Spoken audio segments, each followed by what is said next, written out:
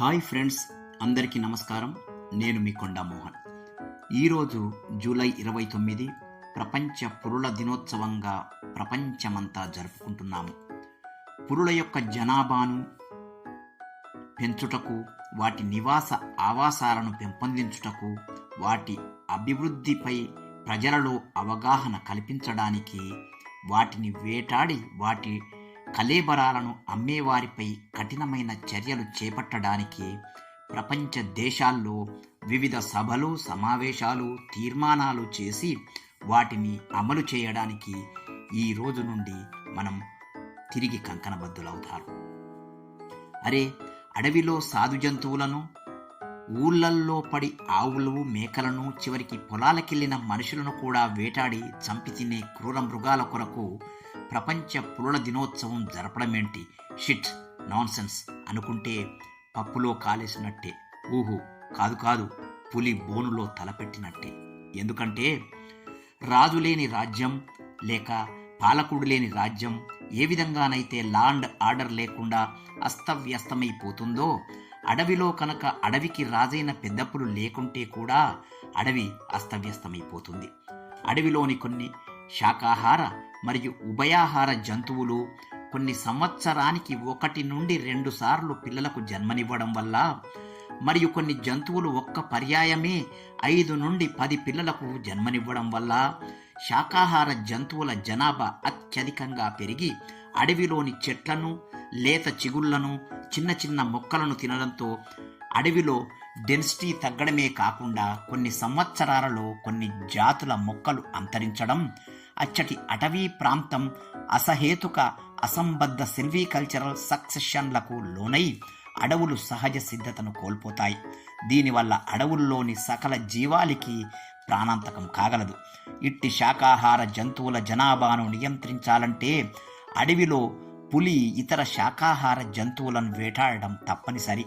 అది ప్రకృతి సహజ నిత్యత్వ సూత్రం.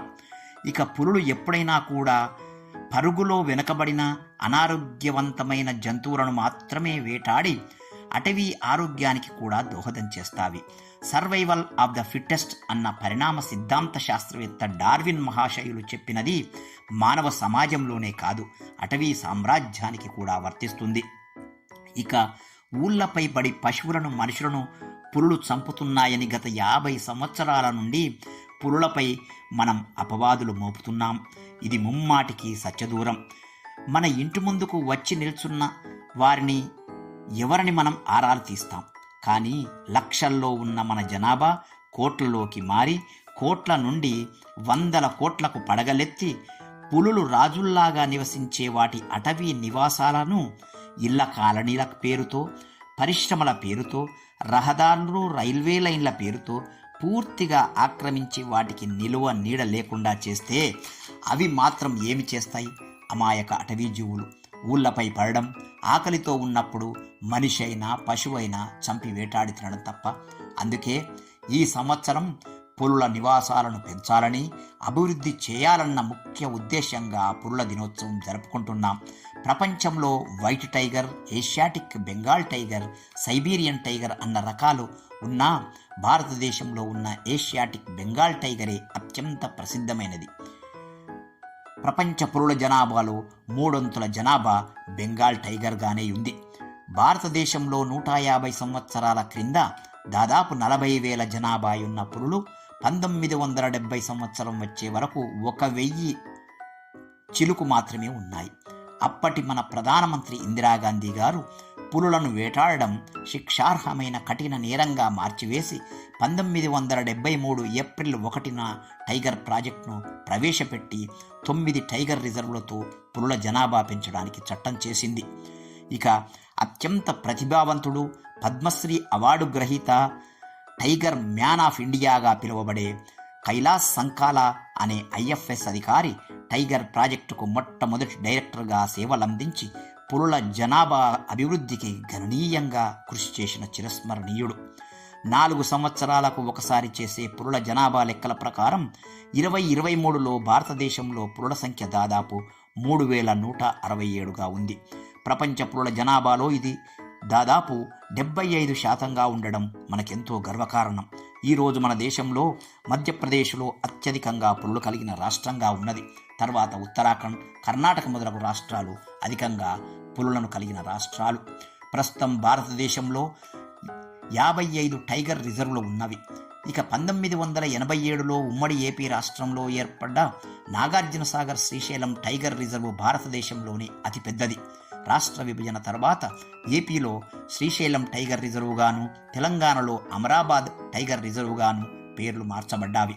మన తెలంగాణలో 2 టైగర్ రిజర్వులు ఉన్నవి. పూర్వ ఆదిలాబాద్ జిల్లాలోని కవ్వాల్ టైగర్ రిజర్వు మరియు మహబూబ్నగర్, నల్లగొండ జిల్లాల్లో వ్యాపించి ఉన్న అమరాబాద్ టైగర్ రిజర్వ్. ఇందులో మొత్తం 21 పులులున్నట్లుగా పులుల గణాంకాలు చెప్తున్నవి. ఇక భారతదేశానికి వస్తే శకుంతల దుష్యంతుల కుమారుడు భరతుడు కణ్వ మహర్షి ఆశ్రమంలో పెరుగుతూ పులులతో ఆటలాడుతూ వాటిపై సవారీ చేశాడని, ఆనాటి భరతుడు భరతఖండాన్ని పరిపాలించగా మన దేశానికి భారతదేశం లేక భారత్ అనే పేరు వచ్చిందని వివిధ గ్రంథాల్లో ఉల్లేఖించబడింది. అంతేకాదు భారతీయ సాంప్రదాయాలలో, హిందూ పురాణాలలో పెద్ద పులిని మహాకాళీదేవి వాహనంగా అభివర్ణిస్తూ పౌరుషానికి, రోషానికి చిహ్నంగా చెప్పుతూ మన పూర్వీకులు ఆ జంతువులను భక్తితో కాపాడమన్నది మన మానవ మనుగడకు అవసరమైన బయోడైవర్సిటీని, ఎకోసిస్టమ్ను కాపాడమని చెప్పేందుకే. ఏది ఏమైనా నేడు పులుల జనాభాను పెంచడానికి ప్రపంచ దేశాలు, మరీ ముఖ్యంగా భారతదేశం శక్తి వంచన లేకుండా కృషి చేస్తుంది.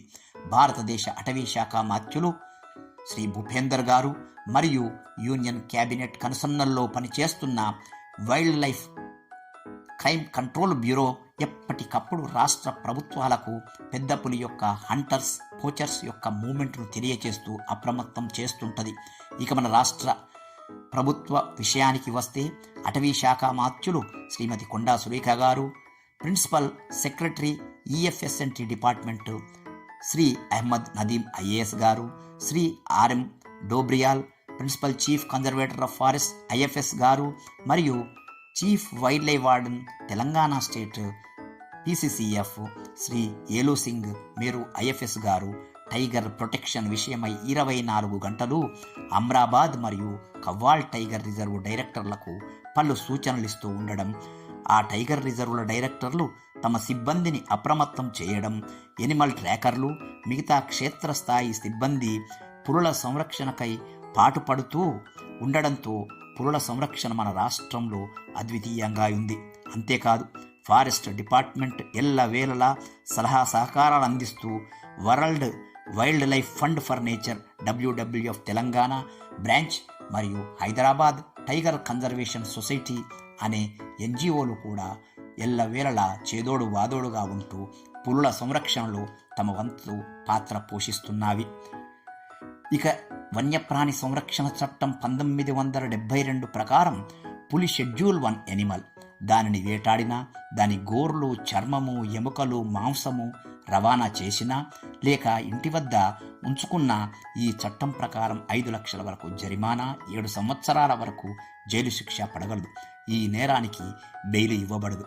పొలాల గట్ల కరెంటు కంచె వేసినా, పులి వేటాడిన జంతువుపై విషప్రయోగం చేసి పులిని చంపుటకు ప్రయత్నించినా కూడా 7 సంవత్సరాల జైలు శిక్ష మరియు 5 లక్షల జరిమానా విధించబడును. కాబట్టి రైతు మిత్రులందరికీ మనవి, పులి సంచారం విషయం తెలియగానే వెంటనే మీ దగ్గరలోనున్న బీటు అధికారికి కానీ, రేంజ్ అధికారికి కానీ తెలియజేయాలని, ఎవరైనా వేటగాళ్ళు గ్రామాల్లో తిరిగినా ఆ విషయాలు మీకు తెలిసిన వెంటనే దగ్గరలోని అటవీ కార్యాలయాల్లో తెలియజేయాలని నా యొక్క విన్నపము. ఇక పులులంటే అందరికీ భయమే, అయినా మన మనుగడ కోసం, మన పిల్లల భవితవ్యం కోసం వాటిని కాపాడుకోవాల్సిన బాధ్యత మనందరి పైన ఉంది. మన బాధ్యత మనం నిర్వర్తిద్దాం, ప్రభుత్వానికి సహకరిద్దాం. జై హింద్.